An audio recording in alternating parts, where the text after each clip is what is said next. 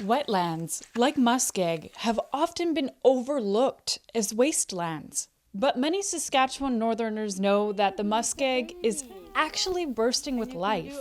And this is really good for your hair, this plant.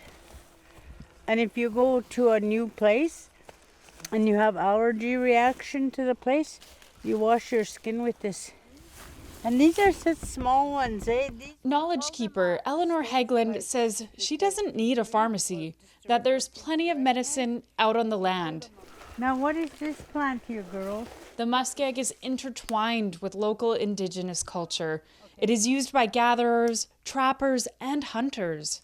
It is rich with mushrooms, berries, and of course, the plant commonly known as Labrador tea. It's a medicine drink.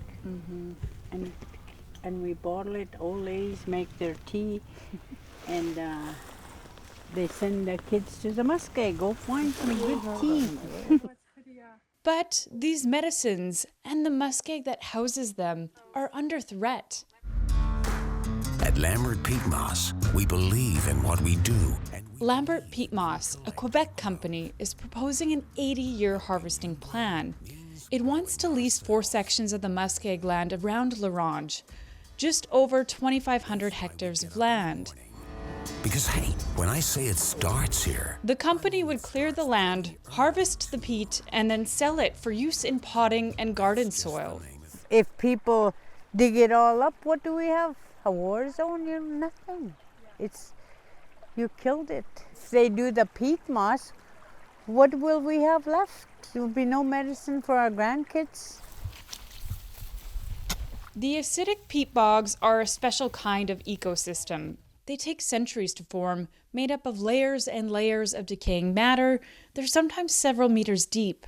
The spongy bogs store water, and on the surface, they host passing animals, like woodland caribou, and they're also home to rare plants. Muskegs are also one of the world's best carbon capture systems, storing more carbon per area than forests. But disruptions like peat harvesting eliminate that natural carbon sink. And harvesting also means that those large amounts of carbon are going to be released into the atmosphere.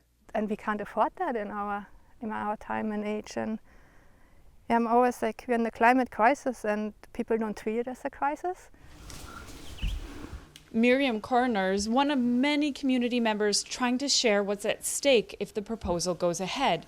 She fell in love with the land 2 decades ago and never left.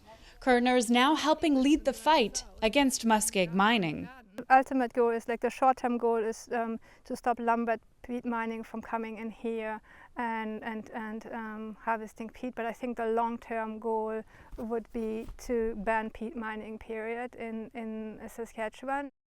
Many of the people using the land that's targeted by Lambert in this proposal are members of the Lac La Ronge Indian Band, one of the largest First Nations in Canada, representing about 11,000 people. If we don't have our land, we don't have anything. The band has expressed fierce opposition to the project. When industry comes in like this and government wants to permit this type of activity, it does trigger duty to consult, and we have, denounced it through that process. Because once we kill it, everything else, we're going to die too, and there's going to be... One band member, who is also a teacher, says she was shocked when she learned what could happen to the land. I start to look at videos and stuff of what it looks like when they harvest the peat moss or mine it, and like all of this would be taken away and cleared and then drained, and then they vacuum it up with these big machines. And she shared what she was learning about peat harvesting and the wonders of the muskeg with her grade 7 students, like how the wet bogs are a natural fire break, critical for a community like theirs, often threatened by fire, including this summer. They decided to act. We thought, well, let's do a petition, and then we thought maybe we'd get like 1,000 signatures, and we got like over 20,000.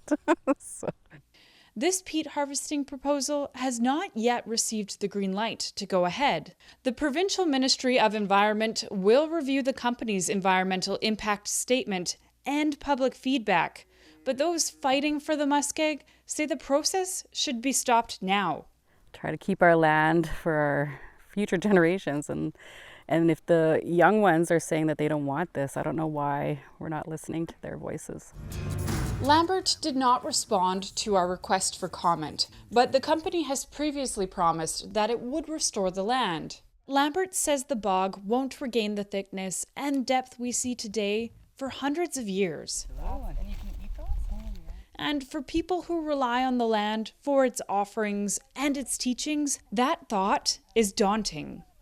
That's why people like Eleanor Hegland say she won't let the land go without a fight.